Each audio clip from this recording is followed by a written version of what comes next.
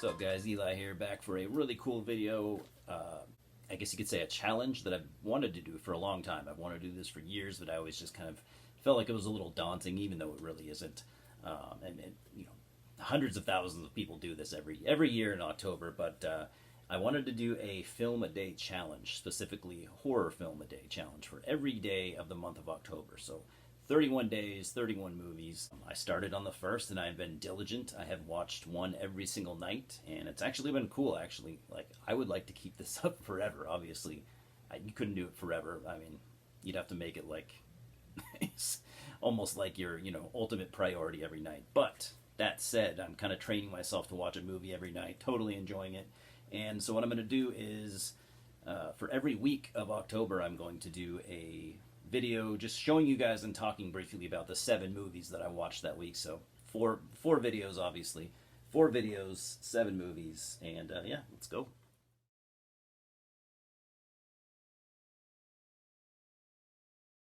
Now, some of these I have talked about recently on this channel. If you follow my movie stuff, some of these I actually have picked up recently. So just, coincidentally, I bought them recently, shown them recently here on the channel. Now I'm showing them again, but, it is what it is. Starting off with the Autopsy of Jane Doe from 2016. I really liked this movie. I'd been wanting to see it for a while, at least a couple years since I've known about it. I've heard really good things.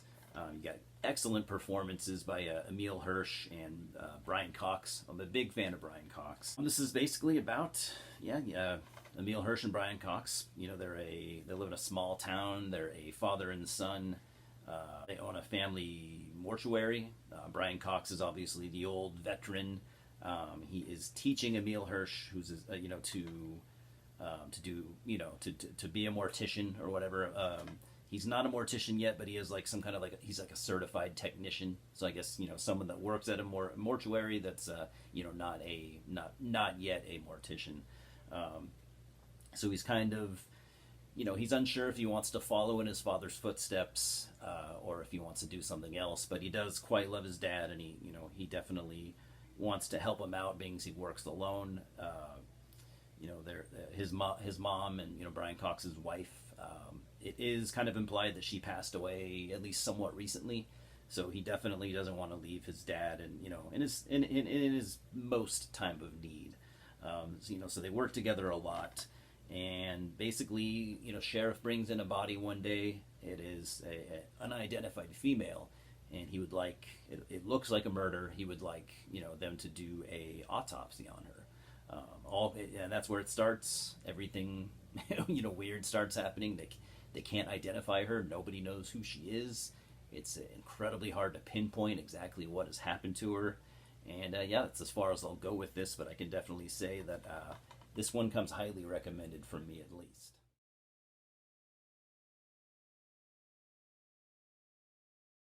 And number 2, I watched Blood Glacier from 2013. This is an Austrian movie filmed in the German language. This was a good movie. I kind of hyped it up on Instagram. About 45 minutes into it, I was really digging it. And after watching the entire thing, I still dig it. It's a very flawed movie. It's low budget, but a lot is done here with what they had. First and foremost, there's good characters.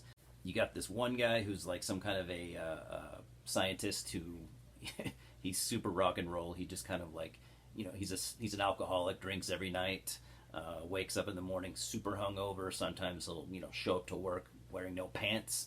I should probably specify that they're on a glacier out in the Austrian Alps. They are studying climate change. So very interesting and important topic, of course. I would compare this to there's obvious parallels to like The Thing.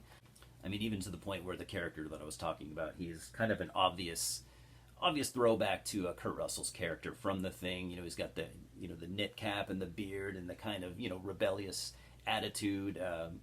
His character, I think, is a little bit different, but I think it was an obvious homage. So Blood Glacier is good. It's not great. It's not gonna blow anyone away, but it's a good time. If you see this around, maybe you pick it up for a couple bucks, or if you just want to stream it, I think you can definitely do that safely.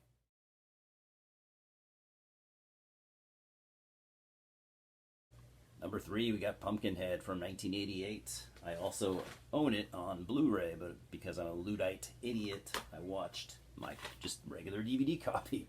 Um, I should probably mention, I don't know why I didn't mention this right away, that I'm kind of doing a specific challenge. Not only am I watching a horror movie every day, but I'm watching a horror movie that I have not seen. So in the month of October this year, I'm going to watch 31 movies that I haven't seen, and specifically out of my personal collection. I saw this as a really good chance to finally knock out all these movies that I bought in the last couple of months and have not watched. So, I mean, I probably have at least 50 movies in my collection that I haven't watched yet. So that's what I'm doing. And yeah, I had never seen Pumpkinhead. I wanted to see this for a long time. Just never have. I liked it. I don't know if I say I loved it, but I mean, come on, it's a movie from '88. Seeing it for the first time in 2022 is kind of a weird thing to do, but I probably would have liked this more had I seen it decades ago. But I did enjoy it, and I do plan on watching it again at some point. Of course, you got Lance Henriksen playing the main character. You got Stan Winston directing this, which I believe this was the first time he had directed a movie. Correct me if I'm wrong, and I don't know if he ever directed a movie again. So that was interesting, and I gotta say, seeing a movie directed by someone who is such an important visual artist, it really worked. I mean, this thing is, I'm no professional. I don't know the technical aspects of filmmaking, but I found this to be and the way it was shot, a very artistic movie. The way he framed his shots, the colors. I mean, there's a lot of artistry in this movie. In fact, I would say that there's more artistry in the style than there is in the storyline and stuff like that, and that's fine. It was just a good movie. There's a great amount of sadness to it. Is a story about a father losing his son. There's witchcraft and there's monsters, and it was a fun movie. Definitely, I'd recommend it, and I definitely watch it again. So Pumpkinhead, check it out.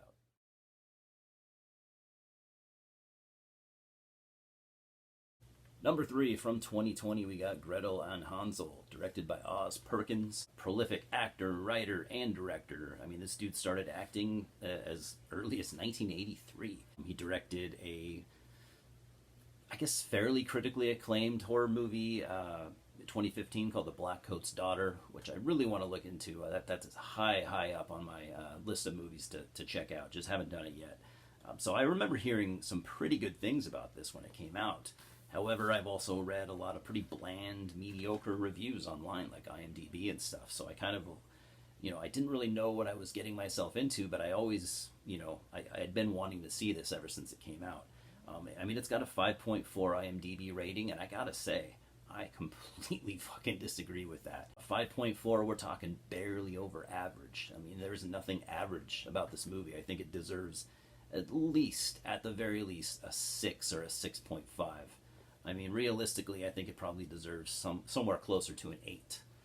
5.4, I mean, leads me to believe that this is a massively underrated movie. So this is a retelling of the classic, the classic Brothers Grimm fairy tale. I haven't read that story since I was a little kid, so I don't remember if this is faithful to that. I'm sure it isn't. I'm sure it just takes the concept and runs with it. I think it's cool how they called it Gretel and Hansel instead of the other way around, because there's been a lot of Hansel and Gretel movies, and now this one won't get lost in the fray. I don't know if that's why they called it this. I think they kind of did. I think they wanted this to stand apart from all the others that aren't really very good from what I've seen and what I've heard. I thought this was fantastic. If you like, if you like watching a movie with the visuals being the priority, you're definitely getting that here. I think the acting was really good. I think the storyline was good. I think the writing was good. But for me, it was, the visuals are where it, most succeeds. So I can't really recommend this enough. Definitely check out Gretel and Hansel from 2020 if you have not.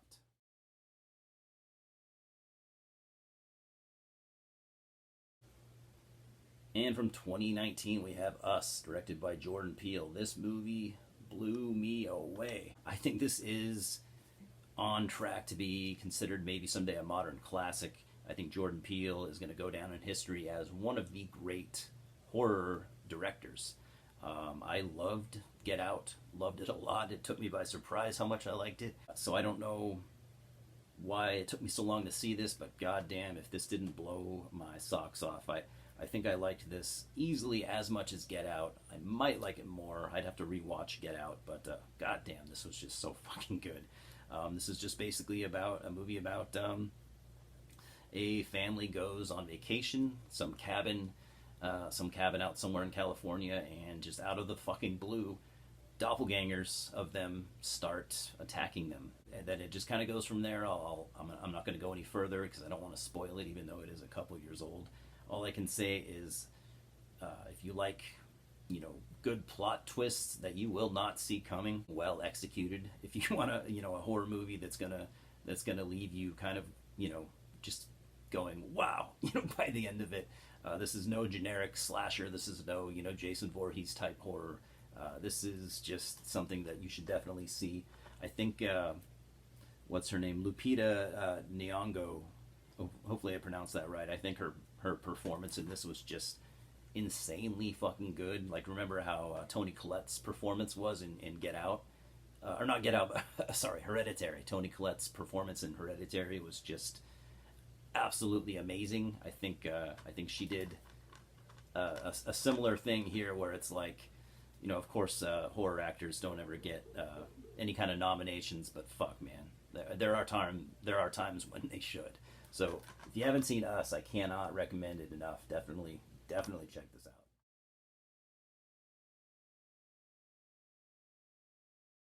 From 1981, we got The Prowler. Been wanting to watch this for years.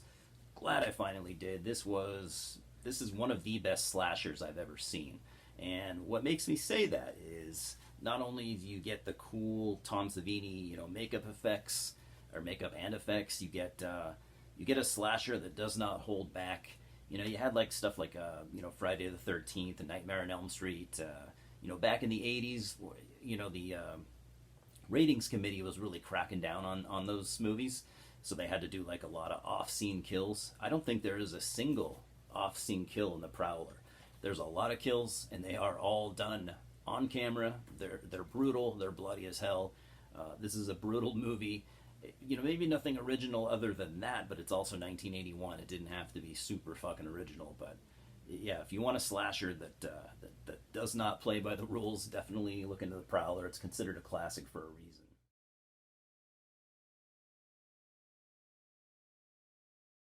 Then from 1992, you got Pet Sematary 2.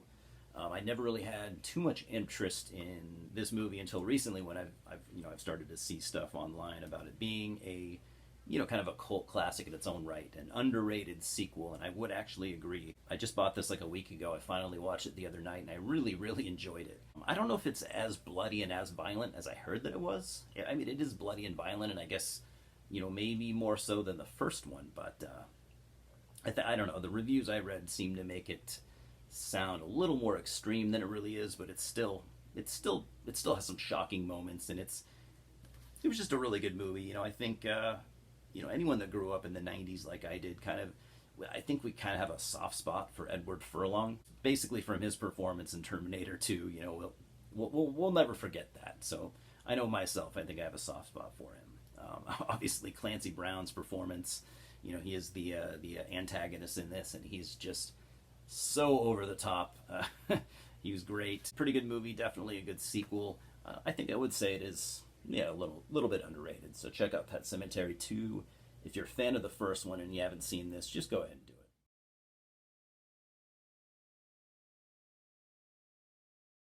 it. Anyways, guys, that's it. I appreciate you watching. I will come back in another week with another 7 movies. So until then, cheers. Talk soon.